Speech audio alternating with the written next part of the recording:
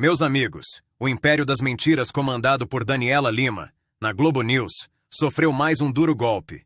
E graças à nossa patriota brilhante, Bárbara, do canal Te Atualizei, a verdade foi exposta em um vídeo bombástico que deixou a Globo e Alexandre de Moraes em uma situação difícil. Convido você a assistir a esse vídeo comigo até o final. E, por gentileza, peço que deixe seu gostei ou não gostei. Comente e compartilhe para fortalecer esse trabalho. Gente, vocês conseguem ouvir o choro e o ranger de dentes da canhotada? É música de alta qualidade. This is back.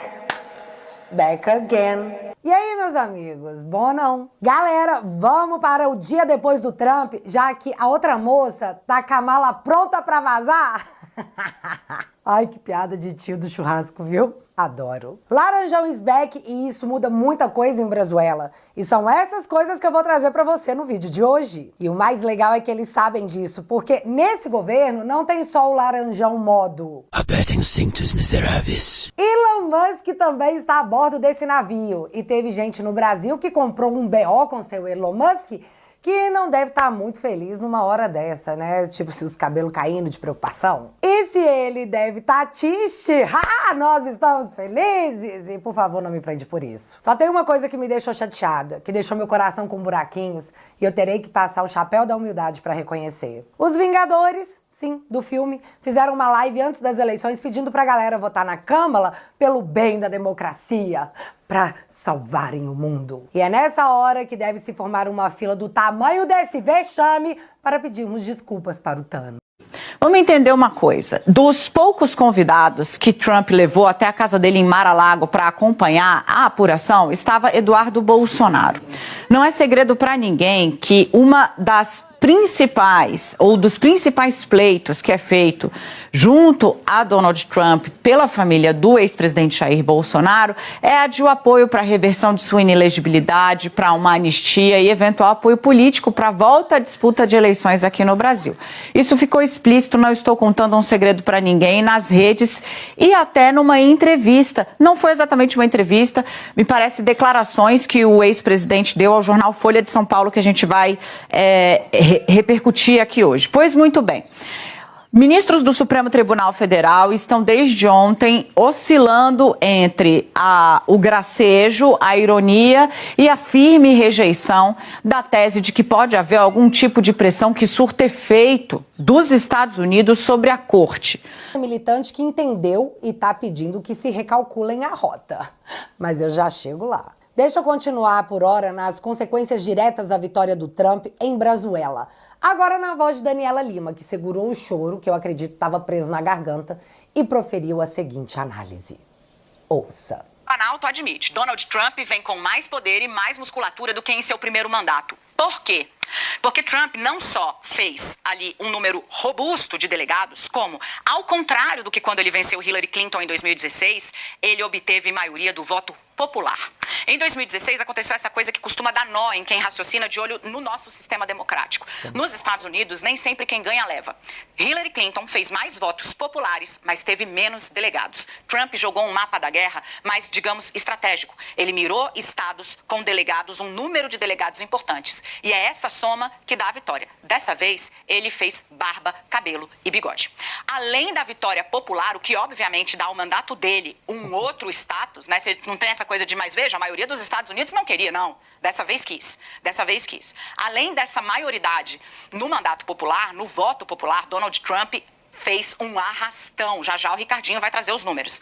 Ele deve ter a maioria na Câmara, isso ainda está sendo fechado, me alertou uma colega. Ele vai ter, já fez a maioria no Senado. Então você vai ter um Capitólio, um Congresso americano republicano. E ele já montou, no primeiro mandato, uma Suprema Corte de maioria conservadora. O placar lá é 6-3. Isso, me disse um conselheiro de Luiz Inácio Lula da Silva, dá a Trump uma margem de manobra muito maior para implementar as suas ações do que no primeiro mandato. Por quê?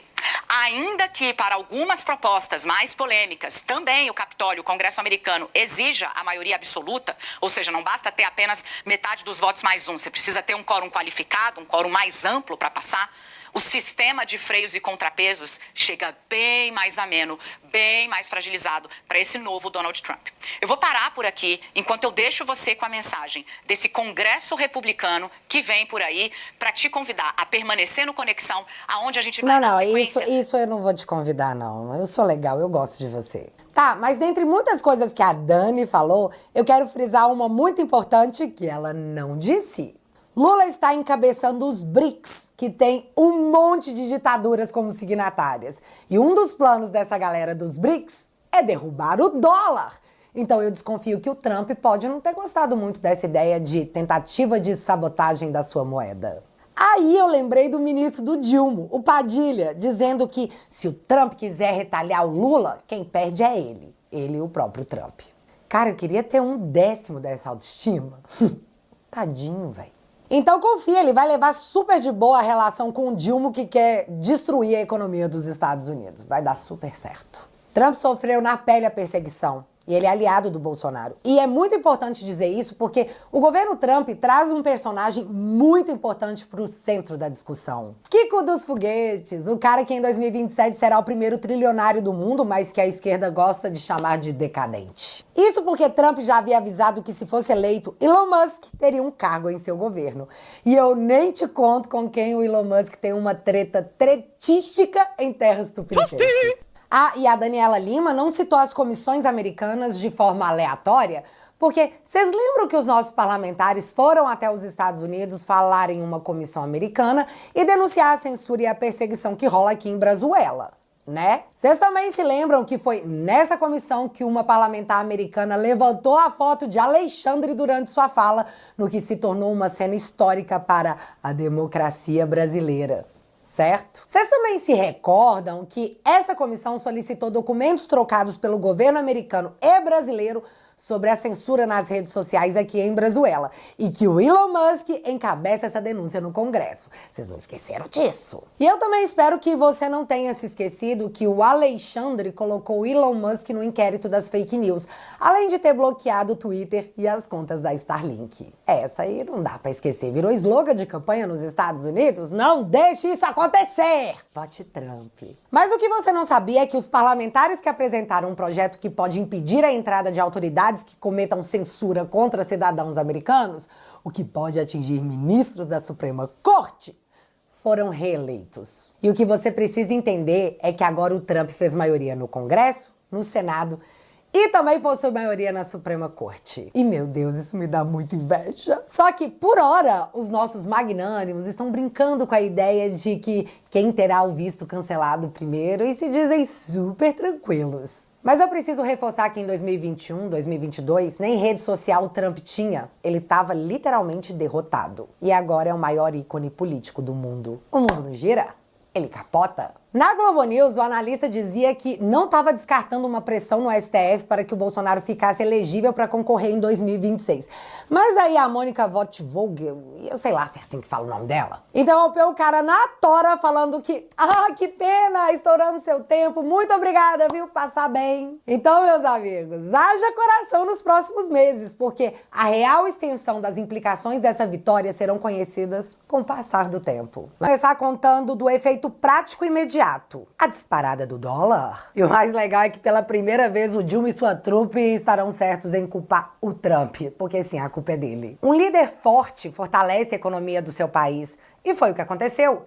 Em tempo em que o real já era a segunda moeda mais desvalorizada do planeta entre 27 analisadas, o dólar se mega valoriza porque a Faria Lima dos Estados Unidos, ao que tudo indica, é mais esperta do que a nossa. E vocês lembram do que o Armínio Fraga, economista que fez o L pela democracia, disse, né? Agora eu tô com medo. E se em 2023 ele já estava com medo, agora ele deve estar trancado num bunker à base de Doritos e Coca-Cola Zero. Mas vocês conhecem aquele ditado, certo? Quem tem medo. E foi assim que o Dilma, o déspota que foi empurrado rampa acima, se manifestou. Com a cara do pânico. Semana passada, o Dilma disse que a vitória do Trump seria o nazismo com outra cara. E que se o Trump vencesse, seria o fascismo voltando a funcionar. Só que, após a vitória do Trump, o Dilma, com um brioco na mão, fez uma postagem cumprimentando o Trump, dizendo que a democracia é a voz da maioria e que o mundo precisa de mais diálogo, além de desejar Tudo de bom, viu? Bicho, nós fomos de seu nazifascista para... Ei, conversa comigo, a gente não precisa ser inimigo. Muito rápido. Mas não se enganem, isso não ocorre porque o Dilma é um cara pacificador que só fala um monte de groselhas e depois se arrepende. Isso tem método, porque o medo ali é real, já que todo mundo sabe. Será o retorno triunfal, de Donald Trump, messiânico, empoderado do Trump, numa volta por cima que tão pouco testemunhamos na história moderna dos Estados Unidos. O Trump se torna seguramente a maior figura política da história moderna do último século, praticamente, dos Estados Unidos, ali pelo menos no pós-Segunda Guerra Mundial, ninguém chegaria perto do Trump. E, gente, ouvir isso diretamente de Guga Chakra tem um sabor diferente, já que foi o mesmo Guga Chakra que, em 2020, após a derrota do Trump, disse que o mundo agora seria um lugar melhor, mais suave. E vale lembrar que não ocorreram guerras no período Trump, mas no período Biden. Rússia e Ucrânia, Israel, Hamas, Hezbollah. Portanto, sem medo de errar, em 2020 foi uma análise de centavos. Já agora, tendo que reconhecer na Globo News a volta do Trump como o maior ícone político da história recente, valeu milhões. Entenda uma coisa, durante os 4 anos de governo Trump, mais os 4 anos de governo Biden, a máquina de mídia esquerdista pelo mundo inteiro detonou o Trump. E o que eles conseguiram com isso foi apenas criar a vítima do establishment, a vítima do sistema. Sistema esse que o povo rejeita. Os identitários, a galera woke, perdeu o posto de vítima e virou inquisitor. Eles perderam o discurso de minoria e adotaram um discurso totalitário, ditatorial. A ditadura woke, banalizando a vida, a moral e a fé. Ridicularizaram a essência do ser humano em nome de uma militância, enquanto se colocavam como faróis de virtude. O resultado foi o inverso do esperado. A mídia militante foi criando no cidadão uma aversão a tudo isso, enquanto tentava pregar que era isso que o povo queria, ou que o povo deveria querer. O povo disse em alto e bom tom, a gente quer o laranjão de volta. Elon Musk foi até o Twitter dizer o seguinte, vocês, nós, pessoas, são a mídia agora. E o que ele quis dizer é que não interessa mais o quanto os jornais ideologicamente trabalhados para te manipular atuem. A internet transformou todo mundo que tem uma câmera na mão em jornalista. E ao que tudo indica, a voz da população fala mais alto do que a de um jornalista com um microfone. Atrás éramos 50, depois 40, agora somos 30. Já estão quase desistindo. O que eles precisam é ter esperança.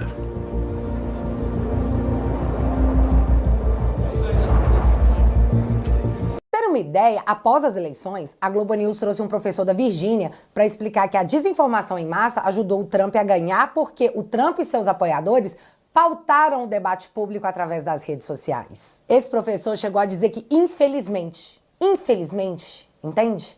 Isso motivou as pessoas a saírem de casa para votar, já que nos Estados Unidos o voto não é obrigatório. Então isso deixa clara a necessidade de avançar na regulamentação das redes sociais. E a Gleisi Hoffmann explica o porquê. Não sei se vocês viram uma entrevista do Felipe Neto, que ele diz, olha, eu não concordo muito com a esquerda na sua forma de se comunicar, mas o problema é que a esquerda vai continuar sendo massacrada nas redes se a gente não mudar ou não tiver regulação das redes. A análise de jornalistas militantes perdeu a relevância para a real opinião e percepção do público nas redes sociais, que é a nova praça pública. Então, ou eles calam esses discursos e forçam a mídia ideológica a retomar o controle da narrativa, ou acabou pro PT.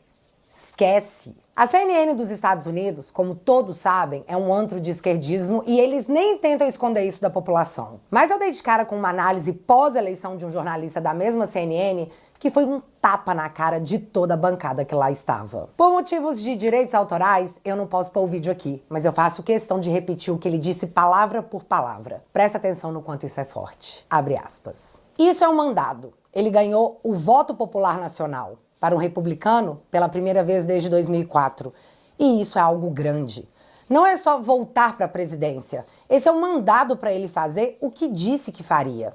Fazer a economia funcionar de novo para os americanos da classe trabalhadora, consertar a imigração, tentar controlar o crime, tentar reduzir o caos no mundo.